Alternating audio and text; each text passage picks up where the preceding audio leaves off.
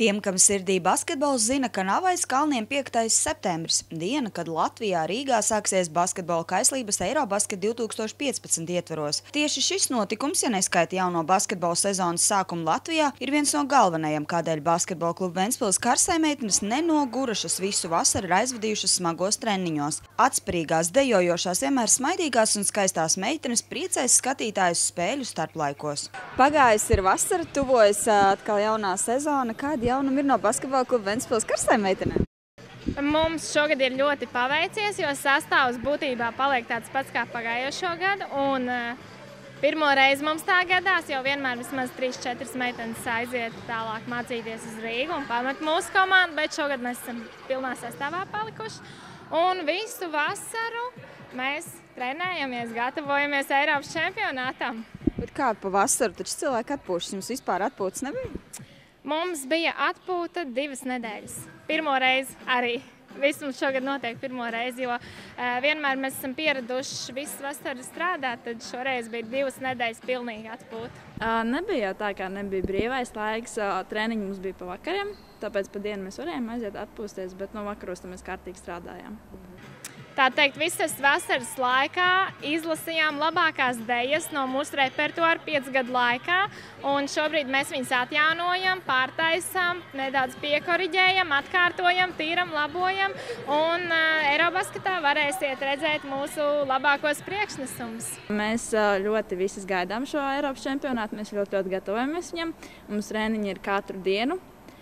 Diezgan ilgi mums sanāk treniņi. Lai gan basketbola kluba Ventspils karsējmeitenes ir pieredzējušas dejotājus, kurām kabatā jau vairāk kārtēja Latvijas čempionu titulu LBL zvaigžņu spēles karsējmeiteņu konkursā, kā arī iegūts vicečempionu tituls Baltijas karsējmeiteņu čempionātā, nemaz nerunājot par godalgotām vietām dažādu mērogu konkursos, trenere Anita atklāja, ka satraukums pirms Eirobasket 2015 ar katru dienu kļūst lielāks. Galu galā būs jāuzstājas aptuveni 15,000 cilvēku lielai publikai. Vislielākais satraukums, protams, būs par to, ka es pati no malas skatīšos. Es piedalīšos varbūt vienā dejā, kur man kaut kāds triks ir jāuzmet, bet būtībā dejot uz laukuma ir daudz vieglāk nekā stāvēt no malas un skatīties, vai viss izdosies, tur nav zīmējums, vai tur kāds solis nepareizs izdarīts. Tādā ziņā vairāk satraukums vai par to, vai viss izdosies tā kā iecerēts, bet pazīstot meitenes, es domāju, ka viss būs kārtībā. Īpaši Eirobasket 2015 komandai atkal pievienojās tā sauktais dejotāju zelta fonds, un viena no tām ir Agnese, kas BK Ventspils karsējmeiteņu komandā aizvadījusi 2 sezonas. Tā kā ir Eirobasket 2015 notiek šogad Rīgā, treneri man paaicināja piedalīties atkal ar karsējmeitenēm. Un es piekritu, 2 reizes nedomāju. Un principā visu vasaru nāku un citīgi trenējos tieši šim pasākumam. Kā ir, vai ir grūti atgriezties, vai to arī kaut ko darīt tajā pauzītē, lai uzturētu savu formātu? Tie bija mani, personīgie treniņi tādi, bet gadu nekas nebija darīts, un bija tā, ka meitenes šeit citīgi ir trenējušās arī zvaigžņu spēles ietvaros un tā.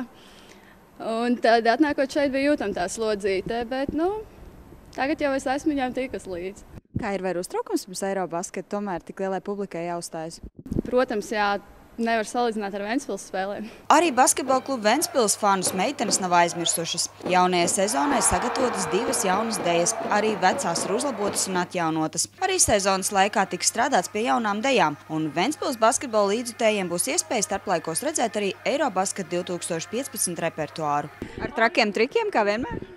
Jāskatās, jo ar tiem trikiem ir tā, ka gribēt viņus mēs varam uztaisīt, gribēt tā teikt. Bet, lai uztaisītu, jāskatās, kas izdodas, kas neizdodas, un parasti tie trakie triki rodās, varbūt pāris mēnešu laikā, jo tā uz sitienu mēnesī 3 nevar iemācīties.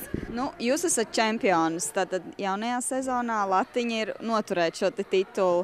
Vai par to arī ir domāts? Jā, mēs esam runājuši treniņā kaut ko mums te grupas čatā. Mums ir grupas čats, un tad arī tur kaut kāda ideja pasviež par to, ko varētu jau nākošajā zvaigžņu spēlē domāt. Par to ir domāts un kā vēl, bet redzēsim, kā ies. Nebūs viegli, nebūs arī, es domāju, ka pārāk grūti, jo mums šogad ir paveicies ar sastāvu, un centīsimies. Es uzticos tev. Tu uzticies man. Mēs uzticamies jums. Komandā ir spēks. Mēs esam laukuma 6. spēlētājs.